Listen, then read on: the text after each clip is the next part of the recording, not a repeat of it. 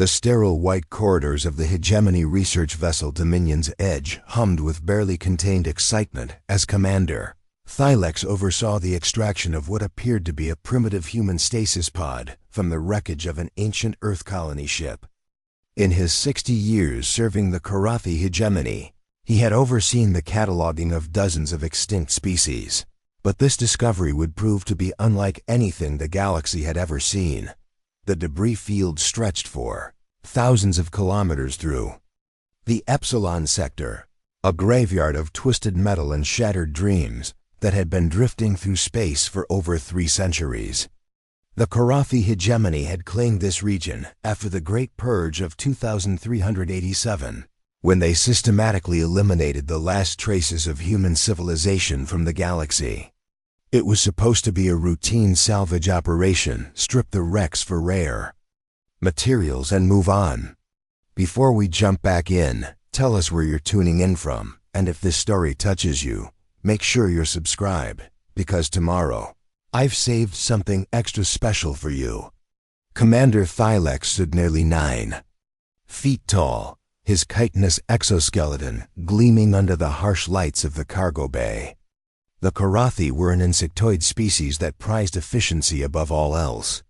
They had built their empire through calculated expansion, absorbing weaker civilizations with methodical precision. Humans had been just another entry in their conquest. Catalog a brief footnote about a species too chaotic and emotional to pose any real threat. Commander, called his chief science officer, Scrix, her mandibles clicking nervously. The human vessel's data core is completely corrupted, but we've found something unusual. Thylex approached the object that had his crew so agitated.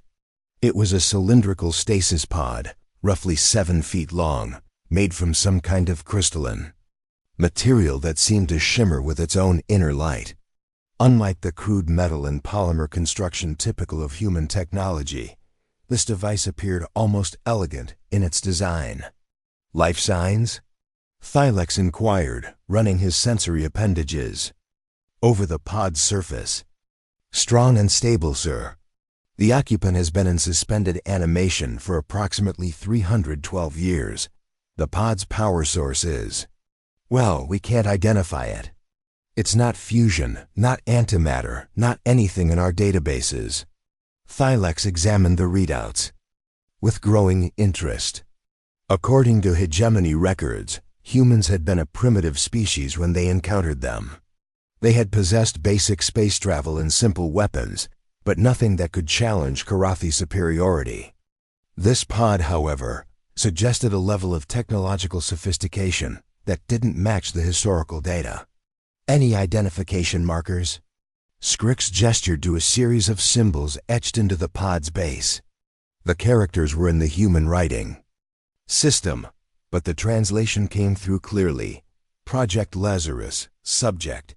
Classification, Void Admiral authorization level, Omega Black. Void Admiral? Thylex mused. That designation doesn't appear in any of our files on human military structure. Perhaps it was ceremonial, sir. Our intelligence indicated that humans often used grandiose titles to compensate for their tactical inadequacies. Thylex nodded, though something about the pod's construction bothered him. The craftsmanship was too refined, too advanced.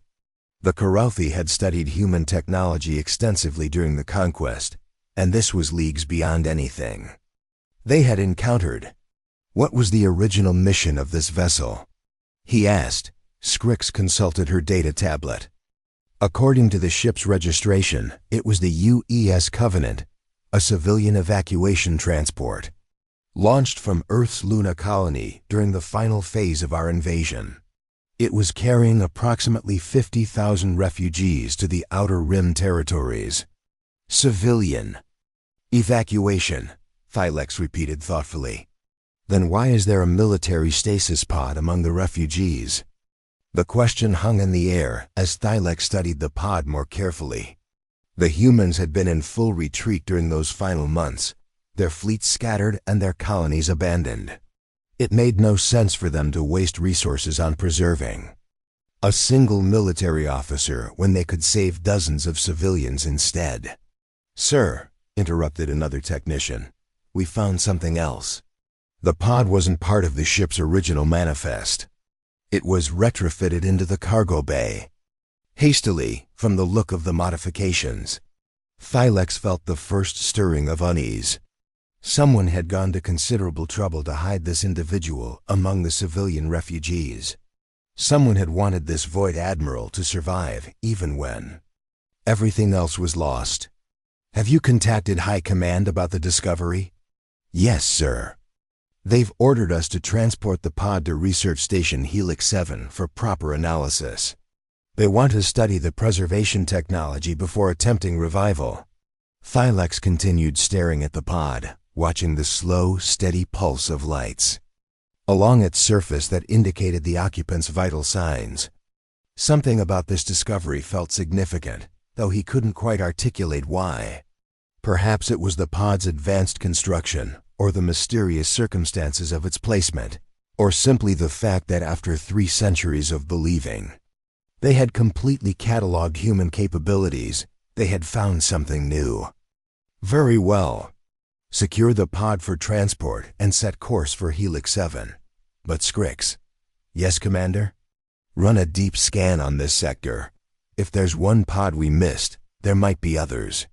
As the Dominion's Edge changed course toward the research station, none of the Korathi crew could have imagined that they had just discovered the one human the galaxy should have stayed buried forever. Research Station Helix 7 orbited a dead star in the Korathi Hegemony's most secure sector.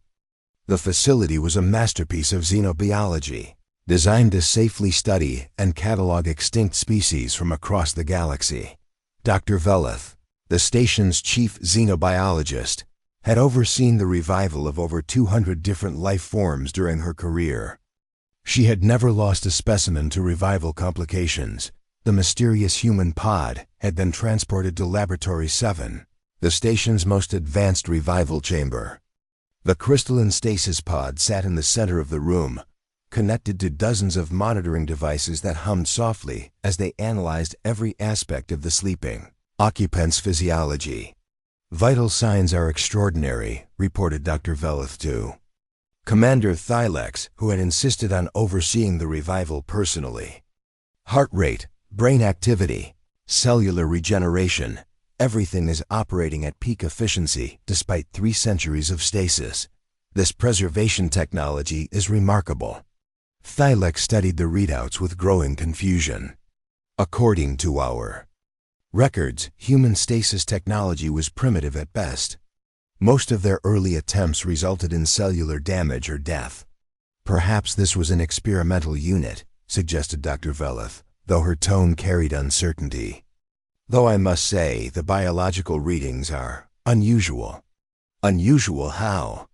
Dr. Veleth pulled up a holographic display of the human's internal structure. "His bone density is 40% higher than baseline human norms. Muscle fiber composition is unlike anything we've documented. And his neural pathways." She paused, double-checking her instruments. "Commander, this human's brain is processing information even while unconscious. The activity patterns suggest active dreaming, but with computational speeds that rival our quantum processors." Thylex felt his mandibles click nervously. Could the stasis process have enhanced his biology? Theoretically possible, but we've never seen modifications this extensive. It's as if someone took a baseline human and systematically improved every biological system. A soft chime indicated that the revival sequence could begin safely. Dr. Veleth looked to Commander Thylex for confirmation. "Proceed with awakening." The crystalline pod began to warm gradually, its inner lights shifting from blue to amber. Monitoring equipment registered steadily increasing brain activity as the occupant's consciousness slowly returned. After 20 minutes, the pod's lid retracted with a soft hiss of escaping gases. Inside lay a human male, appearing to be in his early 40s despite the centuries of sleep. His physique was lean but powerfully built, with silver threading through his dark hair. Most striking were his eyes, a pale gray that seemed to take in everything with calculated precision. Unlike the confused disorientation typical of revival subjects, the human sat up smoothly and immediately began examining his surroundings. His gaze swept the laboratory methodically, cataloging every piece of equipment, every exit, every potential threat or advantage. 3 centuries, give or take. He asked, his voice steady and clear through the translation matrix. Dr. Thylex blinked in surprise. You, how did you know? The human flexed his hands experimentally, testing motor functions with the practiced efficiency of someone familiar with post-stasis protocols. Stellar drift calculations based on gravitational resonance. We're in the Epsilon Sector, approximately 15 light years from where I went under. Plus, you're clearly not human, and last I checked, we hadn't made first contact yet. Thylex stepped forward. I am Commander Thylex of the Korathi Hegemony. You have been in stasis for 312 years, your species. Your species is extinct. The human's expression didn't change, but something shifted in his eyes. A coldness that made the temperature in the room seem to drop several degrees. Extinct, he repeated calmly. And I'm guessing you had something to do with that? The Korathi Hegemony incorporated human territories during the Great Purge of 2387. Thylex replied formally. It was a swift and efficient operation. Your people offered minimal resistance. The human swung his legs over the edge of the pod and stood. As his feet touched the floor, the metal deck plates creaked ominously under what should have been normal human weight. Dr. Thylex glanced at her. Instruments the readings showed he was somehow 3 times heavier than he appeared. Swift and efficient, the human mused, beginning to pace the small chamber. Each step left barely visible indentations in the reinforced flooring. Minimal resistance. That's interesting, because I remember things quite differently. What is your designation? Commander Thylex asked, consulting his datapad. Our records show this pod was marked for a void admiral, but no such rank appears in our intelligence files. The human stopped pacing and turned to face them fully. When he smiled, it was the expression of a predator recognizing prey. Allow me to introduce myself properly. Admiral Marcus Kane, Terran Void Fleet, Strategic Command Division. Serial number. He paused, his smile widening. Well, I suppose that doesn't matter anymore, does it? Dr. Thylex was frantically checking her instruments. Commander, his neural activity just spiked dramatically. It's as if mentioning his rank triggered some kind of cognitive enhancement. Admiral Kane walked to the laboratory's observation window and gazed out at the dead star beyond. Void Fleet, he said conversationally. I don't suppose that designation appears in your files either? Thylex checked his records. Nothing. No mention of any Void Fleet in any human military documentation. No, Thylex admitted. What was the Void Fleet's function? Kane turned back to them, and the smile was gone. In its place was an expression of cold, professional assessment. We were the contingency plan, he said simply. The option that Earth's government hoped they'd never have to activate. When conventional warfare failed, when diplomacy collapsed, when extinction became inevitable. He paused, watching their reactions carefully. That's when they woke us up. Dr. Thylex' instruments began alarming as Kane's biometrics spiked again. Heart rate, neural activity, even cellular metabolism were increasing beyond what should be survivable levels. Commander, she whispered urgently, something's happening to him. His body is adapting, changing.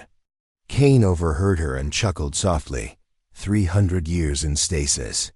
My body's been running optimization protocols the entire time, fixing flaws, enhancing capabilities, preparing for eventual activation. He placed his hand on the laboratory table to steady himself. The thick metal surface immediately began to bend under his grip. You know what's funny?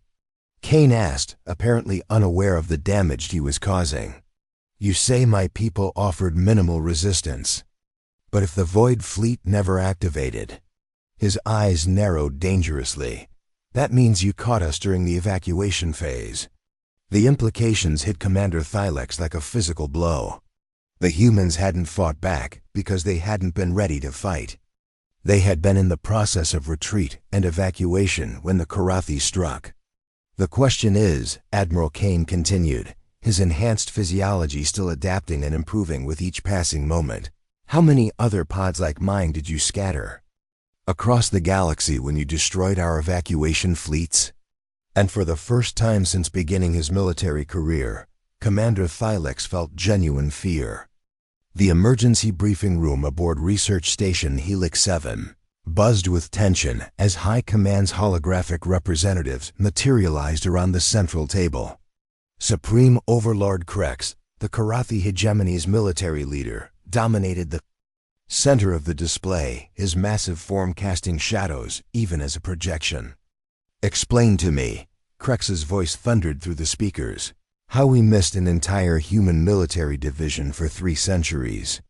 Preparing and narrating this story took us a lot of time, so if you are enjoying it, subscribe to our channel, it means a lot to us.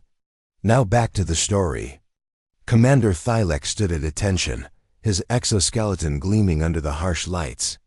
"Supreme Overlord, the Void Fleet appears to have been completely compartmentalized from standard human military operations. There are no references to it in any captured databases, no mention in intercepted communications, nothing in prisoner interrogations. And this Admiral Kane, what has he revealed?" Dr. Velith stepped forward nervously. "Supreme Overlord, the human has been cooperative in providing information, perhaps too cooperative. He seems almost eager to discuss historical details." In the holding chamber 3 levels below, Admiral Kane sat calmly at a table that had been reinforced twice after his initial inadvertent damage. The Korathi had provided him with food, water, and basic amenities, treating him more like a guest than a prisoner. Kane found their hospitality both amusing and telling. "Admiral," Dr. Velith entered the chamber with a new set of recording devices. "We'd like to learn more about this Void Fleet, for historical purposes, you understand." Kane smiled and gestured to the chair across from him. "Of course, Doctor. History is important. Tell me, what exactly do your records say about the human evacuation?" Dr. Velith consulted her datapad. "According to our intelligence, the human government ordered a general retreat when our forces reached the Sol system. Approximately 200 evacuation ships launched from Earth and its colonies, carrying roughly 10 million refugees to the Outer Rim territories." 10 million, Kane repeated thoughtfully. "Out of a population of what? 50 billion across all human worlds.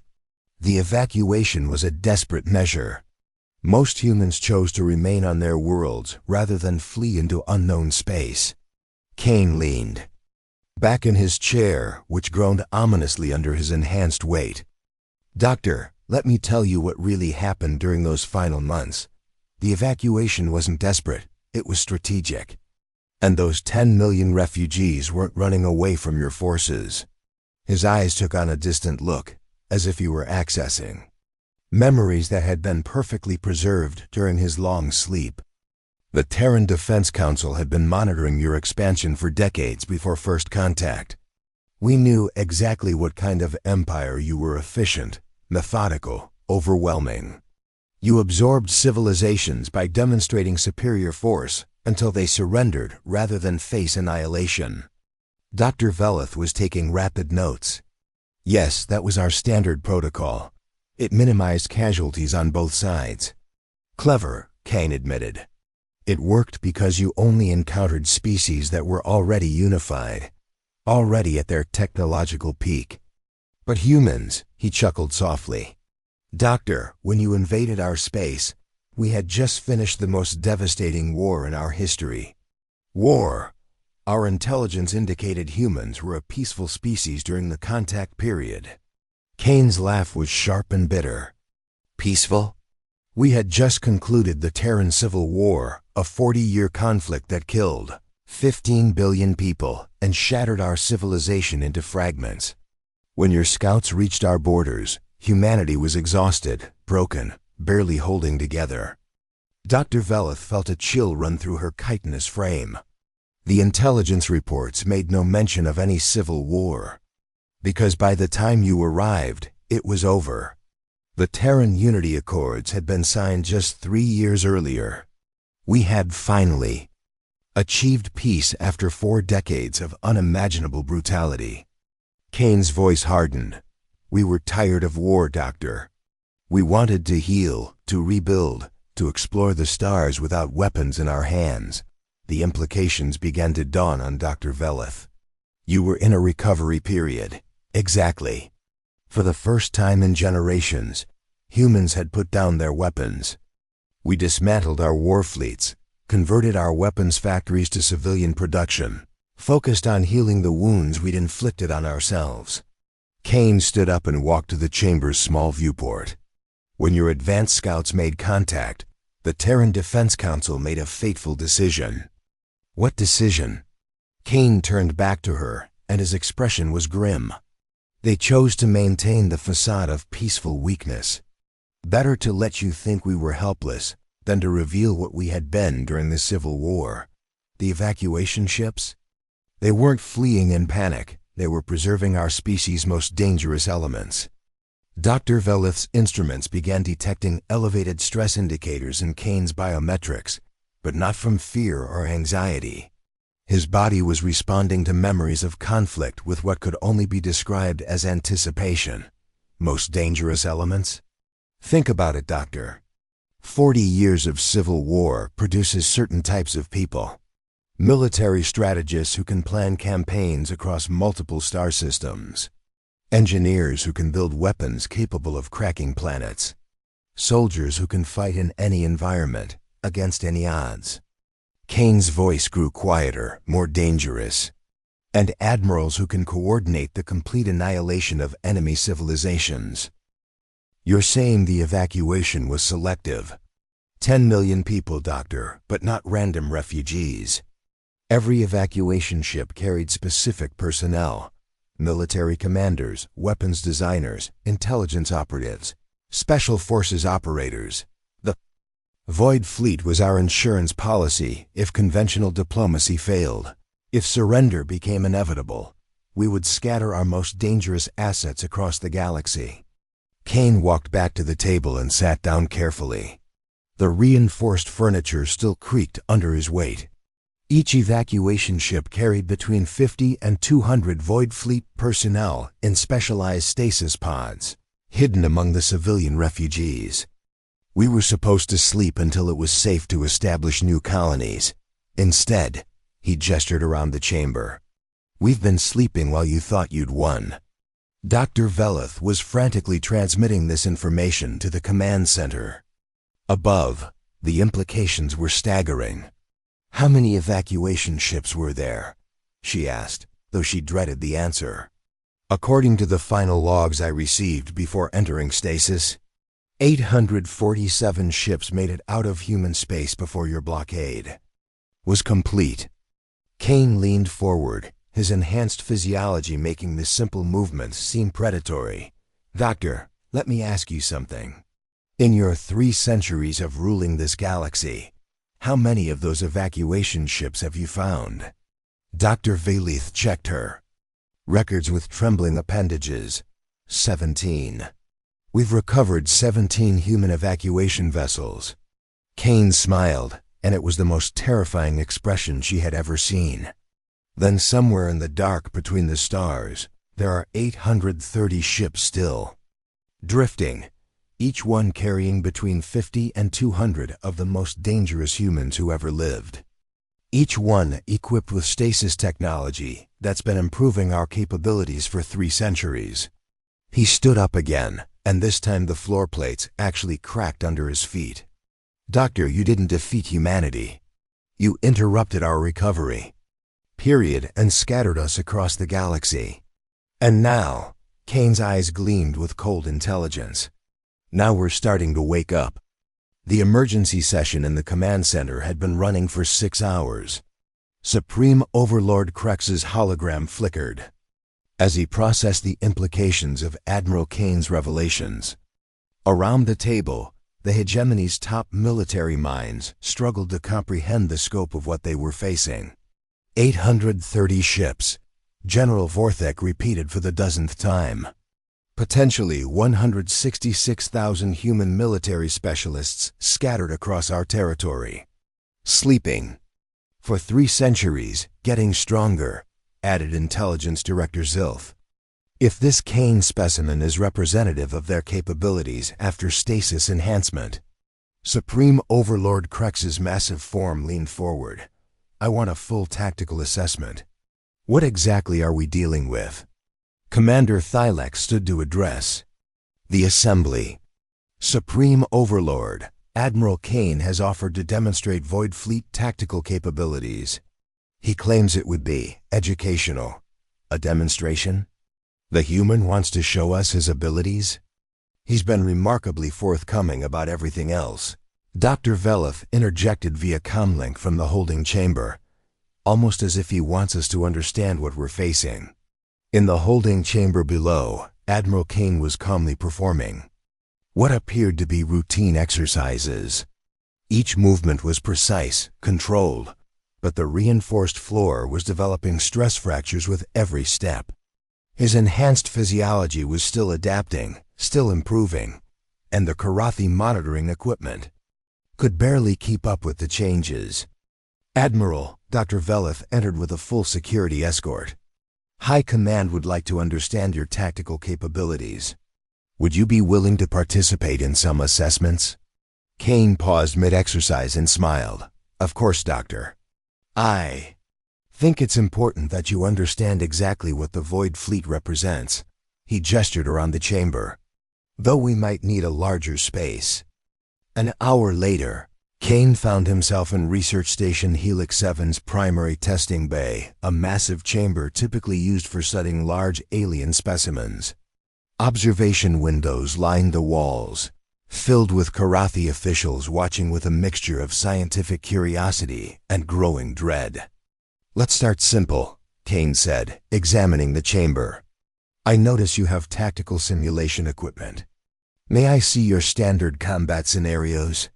General Vorthek activated a holographic display that filled the chamber with a 3-dimensional battlefield. This is the Siege of Altair 7, one of our most challenging recent campaigns. It took 6 months to reduce the planetary defenses. Kane studied the hologram for exactly 12 seconds. Interesting approach, very methodical, very Korathi. He walked through the display, pointing at various elements. You established orbital superiority here, landed ground forces in these sectors, then systematically eliminated defensive strongpoints. One by one. It was a textbook operation, General Vorthek said proudly. 0 casualties among our forces, minimal collateral damage. Very impressive, Kane agreed. Now, would you like to see how the Void Fleet would have handled this? Without waiting for an answer, Kane began manipulating the holographic controls with impossible speed. His enhanced nervous system processed information faster than the display.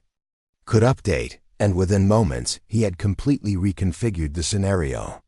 First, you don't establish orbital superiority, Kane explained as the simulation played out. You create the illusion of retreat while seeding the planet's gravity wells with relativistic kill vehicles. Then you use quantum entanglement communications to coordinate simultaneous strikes on every major population center. The simulation showed Kane's alternative approach, a seemingly chaotic attack that lasted less than 4 hours and resulted in complete planetary capitulation. Total time, 3.7 hours. Enemy casualties, approximately 90% of military forces. Civilian casualties, 0, because they surrender before you demonstrate what happens to planets that don't. The observation deck was completely silent. Of course. Kane continued conversationally. That's the humanitarian approach. During the Civil War, we developed much more efficient methods. General Vorthik found his voice. Efficient how? Kane's expression grew cold. Total planetary sterilization using weaponized black holes. Deploy one microsingularity into a planet's core. Let gravity do the rest. No survivors, no witnesses, no possibility of resistance spreading to other worlds. Your species developed weapons that could destroy entire planets? General, we fought a 40-year civil war that killed 15 billion people. By the end, we weren't just fighting over territory or resources. We were fighting to determine which version of humanity deserved to survive. Kane's enhanced physiology registered increased aggression responses on the monitoring equipment. The Void Fleet was created from the veterans of that war, the ones who had learned how to win at any cost. Dr. Veleth activated her comlink. To the observation deck. Supreme Overlord, his biometrics are spiking again. Discussing warfare seems to trigger enhanced combat responses. Kane overheard and chuckled. Doctor, I should mention these exercises you've been monitoring. I've been mapping your station's weaknesses. Structural stress points, power distribution networks, defensive systems, personnel rotations. Commander Thylex felt his exoskeleton. Chill. Why are you telling us this? Because I want you to understand something crucial about the Void Fleet. Kane walked to the center of the chamber, and the floor actually buckled slightly under his weight. We weren't just soldiers or admirals, or weapons designers. We were problem solvers. Give us an impossible military situation, and we'll find 3 different ways to achieve total victory. He gestured toward the observation windows. For instance, right now, I could disable this station's artificial gravity, breach the hull in 17 different locations, and take control of your central computer core. Total time required, approximately 14 minutes. That's impossible, General Vorthik protested. This station has the most advanced security systems in the hegemony. Kane smiled and placed his hand on the chamber's wall. Instantly, alarms began blaring as his touch somehow interfaced directly with the station's computer systems. Your security is impressive against conventional threats, Kane said as lights flickered throughout the facility. But Void Fleet operatives were designed to fight other Void Fleet operatives. We had to be able to adapt to any situation, overcome any defense, because our enemies were just as smart and just as ruthless as we were. The alarm stopped as Kane withdrew his hand, but the demonstration had made its point. How did you do that? Dr. Veleth demanded. Bioelectric interface capabilities. Standard enhancement for Void Fleet command personnel. Useful for emergency situations where traditional command interfaces are unavailable. Kane looked directly at the observation deck where Supreme Overlord Krex's hologram was watching. Supreme Overlord, let me be very clear about what you're facing. The humans you encountered 300 years ago were exhausted, peaceful, trying to heal from the worst war in our history. But the Void Fleet?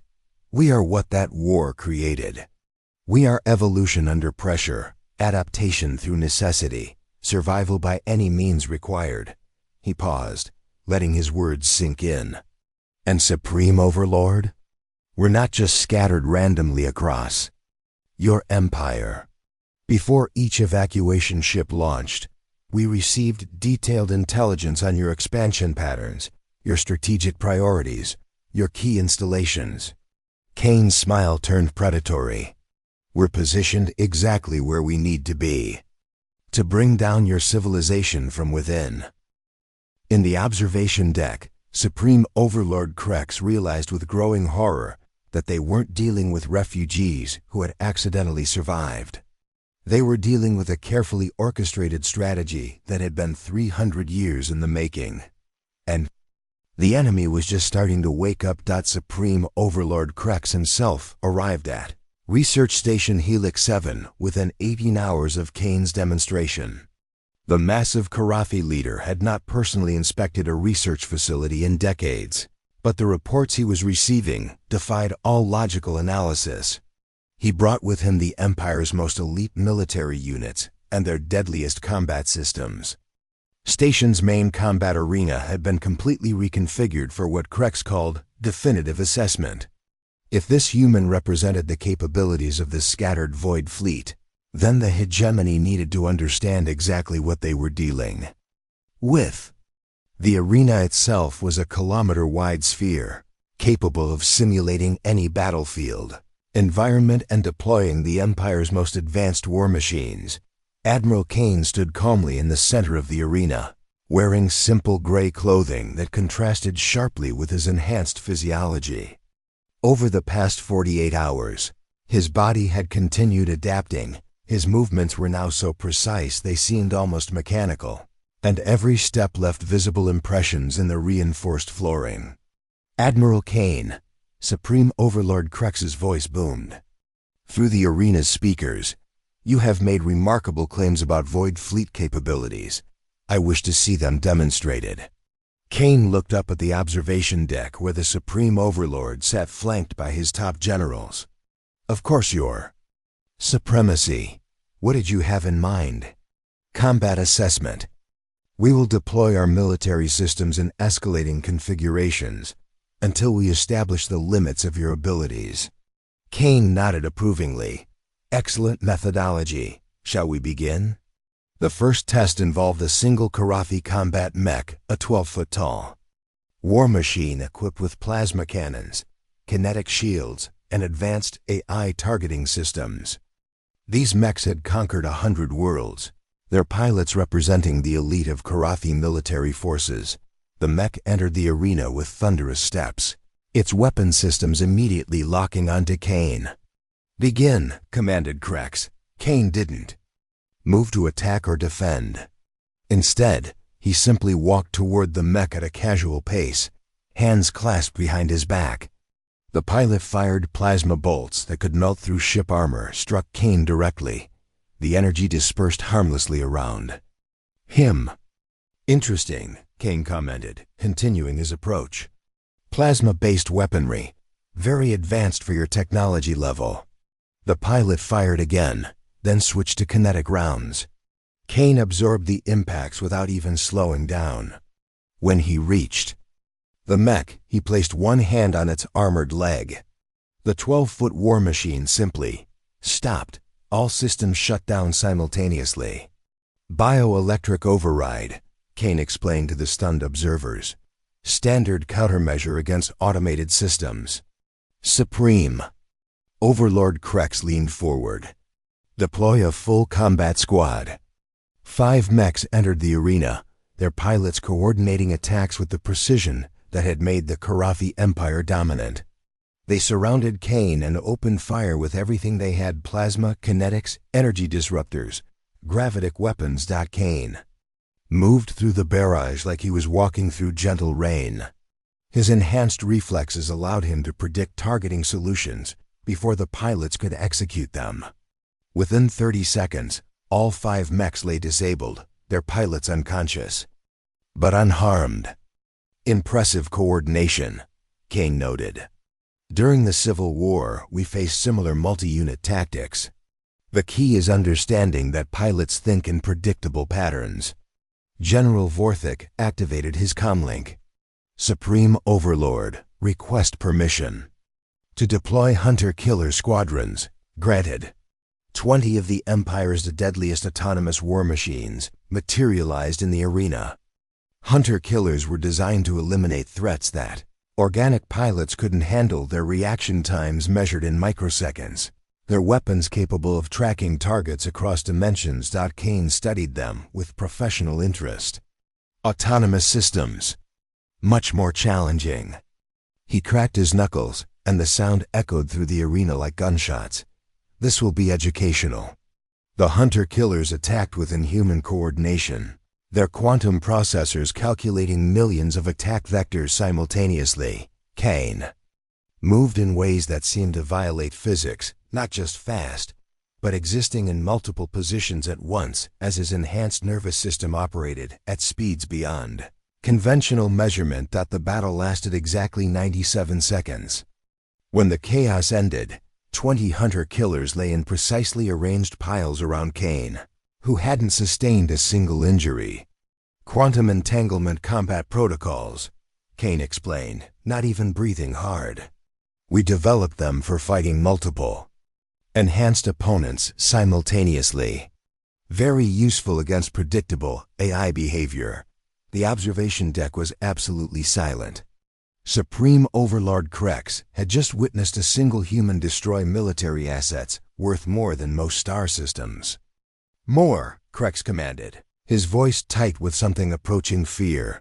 The arena's walls retracted, revealing the true scope of the test. 100 combat mechs, 50 hunter-killer units, 20 gravitational bombardment platforms, and 10 prototype war machines that the Empire had never deployed in actual combat. "Supreme Overlord," Kane called up to the observation deck. "Before we continue, I should mention something important. Speak." Kane gestured to the assembled war machines. "This is impressive firepower. But during the Terran Civil War, we called this a light skirmish force, a full void fleet. Assault would deploy approximately 10,000 times this level of destructive capability." The implications hit the observers like a physical blow. If Kane could handle this force alone, what could a full void fleet deployment accomplish?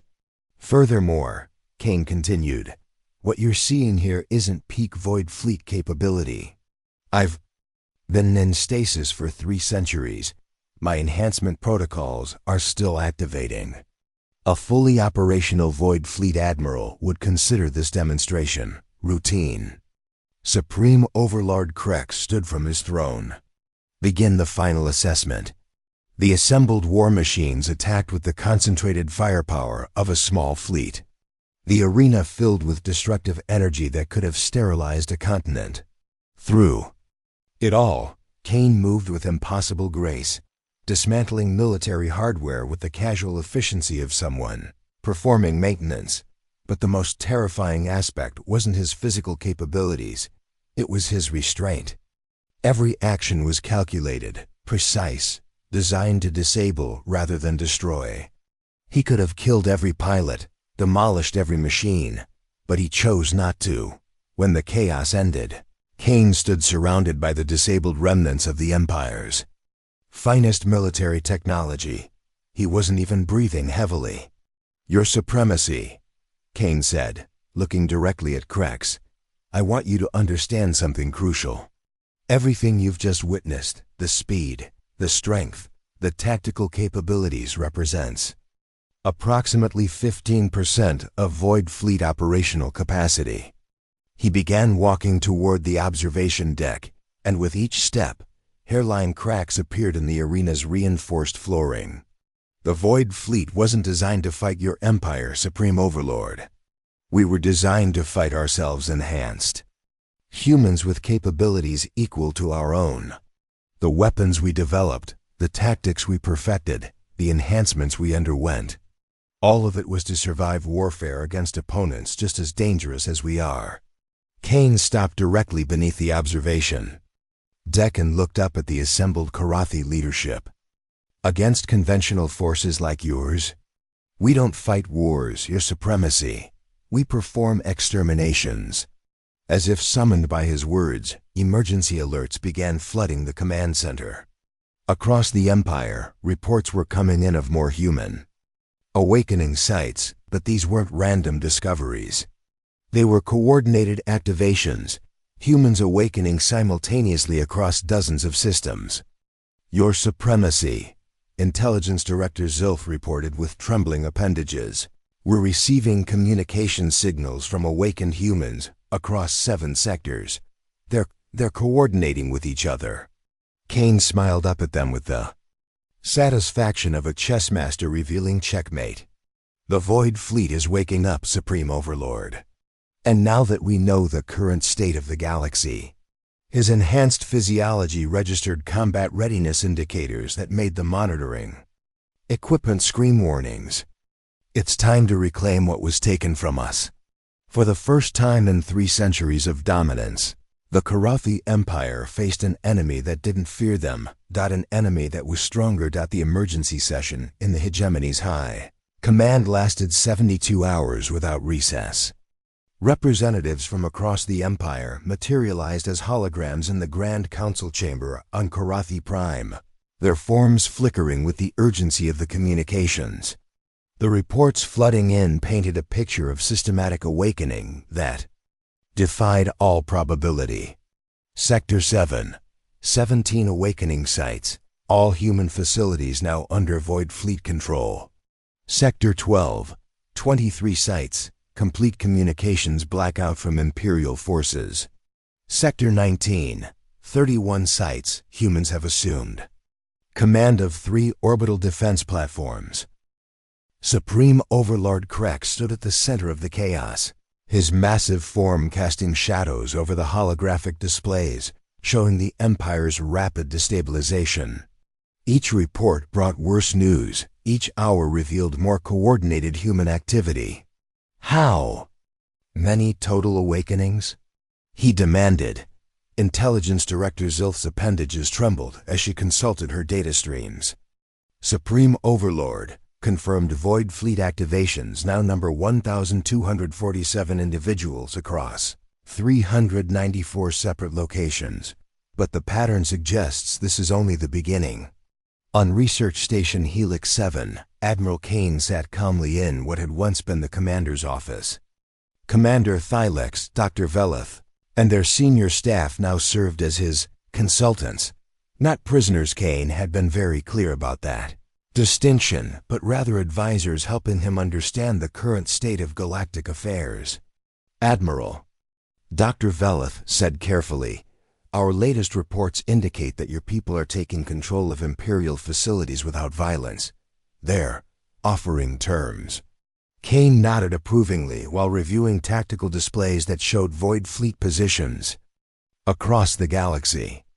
The Void Fleet learned an important lesson during the Civil War, Doctor.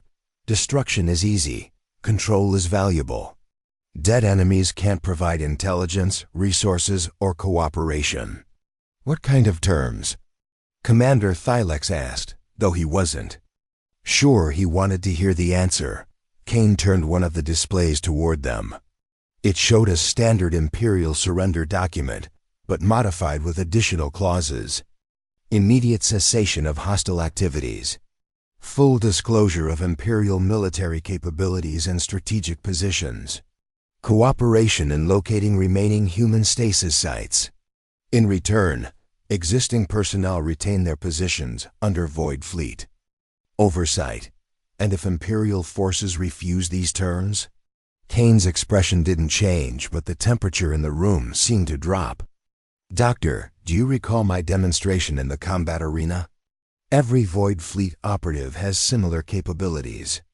Now imagine 1,247 of us, perfectly coordinated, with 3 centuries to plan and adapt. He paused. Refusal isn't really an option. Back on Korathi Prime, Supreme Overlord Krex was receiving similar ultimatums from Void Fleet commanders across his empire. The messages were identical in their professional courtesy and underlying menace. This is Admiral Sarah Chun, Void Fleet Strategic Operations. The Terran Evacuation Preservation Protocol is now active. Imperial forces have 6 hours to acknowledge Void Fleet authority and begin transitioning to cooperative status. Non-compliance will result in immediate tactical response. General Vorthek activated his communication array. Supreme Overlord, our fleets are reporting the same message across all sectors. But there's something else. The humans aren't just threatening us, they're offering partnership. Partnership? They claim to possess technologies and knowledge that could benefit the Empire. Medical advances, computational systems, weapons technology that makes our current arsenal look primitive. Krex studied the strategic displays showing Void Fleet positions. In 72 hours, they had established control over critical infrastructure across 40% of Imperial space. Not through conquest, but through what could only be described as a bloodless coup executed with surgical precision. They're not trying to destroy us, he realized. They're absorbing us. Admiral Kane's voice suddenly echoed through the command chamber as every communication system in the Empire activated simultaneously. The display showed his face calm, professional, utterly confident. Supreme Overlord Krex, Admiral Marcus. Kane, Void Fleet Command. I believe it's time we spoke directly. The fact that Kane could override their most secure communication systems from a research station thousands of light years away was not lost on anyone present. Admiral, Krex replied, his voice carefully controlled. What are your terms? Simple. Your supremacy. The Korathi Empire ends. The Terran Korathi Cooperative begins. Your people maintain their territories, their governance, their way of life. But ultimate strategic authority transfers to Void Fleet Command. And if we refuse? Kane's image smiled with the patience of someone who held all the advantages. Supreme Overlord, in the past 72 hours, Void Fleet operatives have assumed control of your primary weapons manufacturing facilities, your communications networks, your food distribution systems, and your fuel production infrastructure. The Council. Chamber erupted in alarmed chittering as the implications sank in. We're not conquering you through force, your supremacy. We're demonstrating that conquest is unnecessary.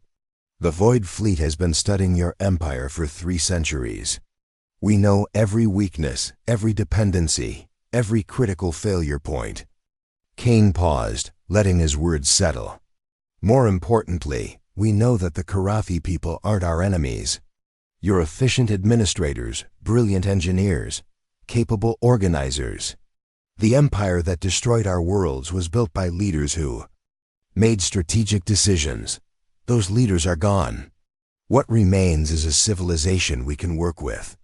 Supreme Overlord Krex felt the weight of 3 centuries of dominance crumbling around him. What guarantee do we have that humanity won't seek revenge for the Great Purge? Because revenge is inefficient, Supreme Overlord. The humans who died in 2387 are gone. The Korathi who ordered their deaths are gone. What we have now is an opportunity to build something better than either of our civilizations achieved alone.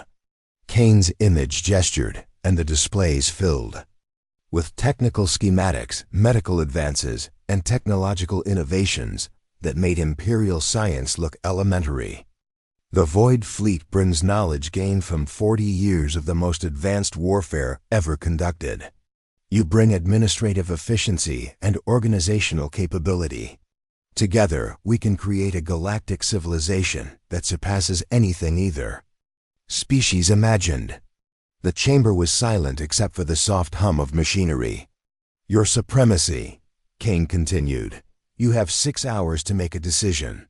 In that time, you'll receive detailed proposals for technological exchange, administrative integration, and mutual defense agreements. Review them carefully. The transmission ended, leaving the Korathi leadership to contemplate their options.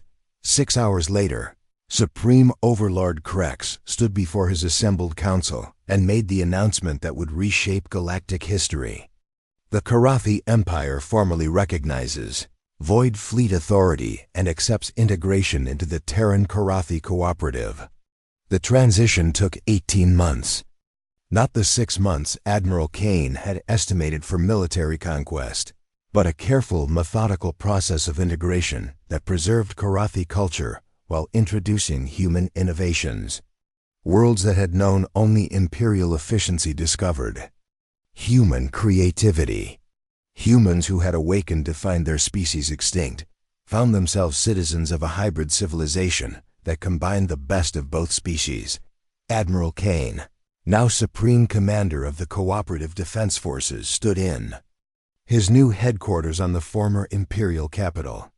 Through the vast windows, he could see Korathi and human engineers working together on projects that would have been impossible for either species alone. Dr. Veleth, now Director of Interspecies Medical Research, approached with her daily reports.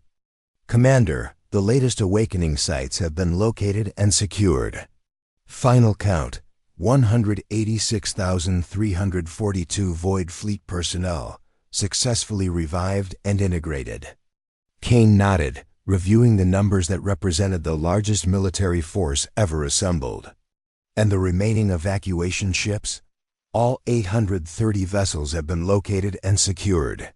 The civilian populations are being revived gradually and integrated into cooperative colonies."